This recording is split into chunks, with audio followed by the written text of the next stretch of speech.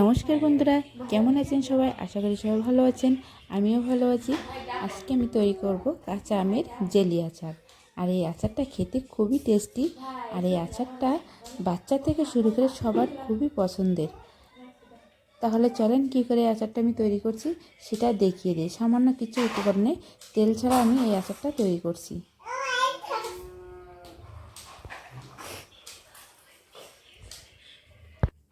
বন্ধুরা, এই আচারটা বানানোর জন্য এরকম কিছু আম নিয়েছি। আমগুলো কিন্তু ঝড়ে পড়েছে। আর এই ঝড়ে পড়া আমের ভিতরে কিছু আমের একটু রং চড়া আছে, আর কিছু আম সম্পূর্ণ কাঁচা। এই আমগুলো প্রথমে আমি ভালো করে কেটে ধুয়ে নেব, তারপরে আমি আমগুলো সিদ্ধ করে নেব। আমগুলো আমি সিদ্ধ করে নিচ্ছি। আমগুলো আমি অল্প জলে দিয়ে সিদ্ধ করে নিয়েছি। আর এই আমগুলো কিছু ছিল রংচড়া আম আর কিছু ছিল কাঁচা আম। সবগুলো একসাথে ভালো করে গুটিয়ে আমি শুকিয়ে নেব।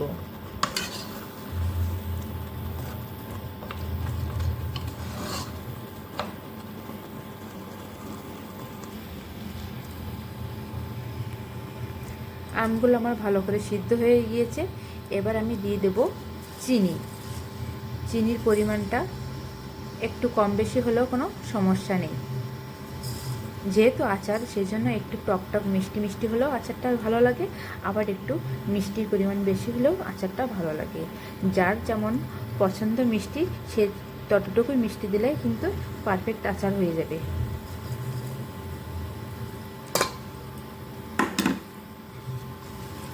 আর এখানে আমার আমটা মেপে নেওয়া নাই, এই জন্য আমি চিনিটা নিজের অনুমান মতোই দিয়েছি।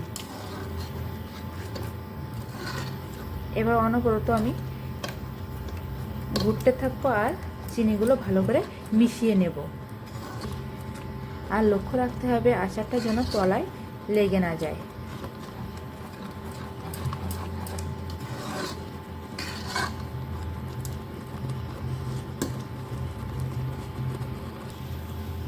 এ পর্যায়ে আমি দিয়ে দেব স্বাদ মতো লবণ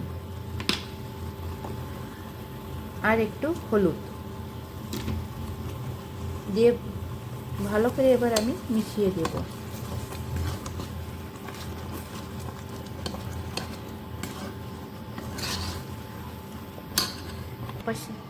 এবার আমি একপাশে একটা কড়াইতে দিয়ে দেব শুকনো ঝাল, আস্ত জিরা আর মরিচ আর পাঁচফোড়ন দিয়ে এইগুলো ভালো করে ভেজে নেব। তারপরে এগুলো আমি গুঁড়া করে নেব। বন্ধুরা, আমার জেলি আচার বানানোর জন্য আমগুলো ভালো করে আমার আচার প্রায় শেষের দিকে তৈরি হয়ে গিয়েছে প্রায়। এবার আমি তৈরি করে রাখা গুঁড়ো মশলা দিয়ে দেব।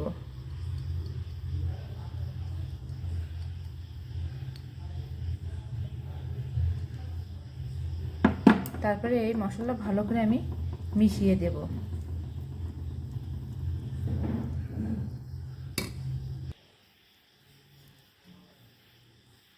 মশলা আমার মিশানো শেষ।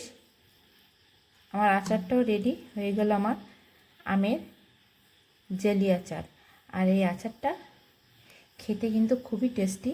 আর যে কোনো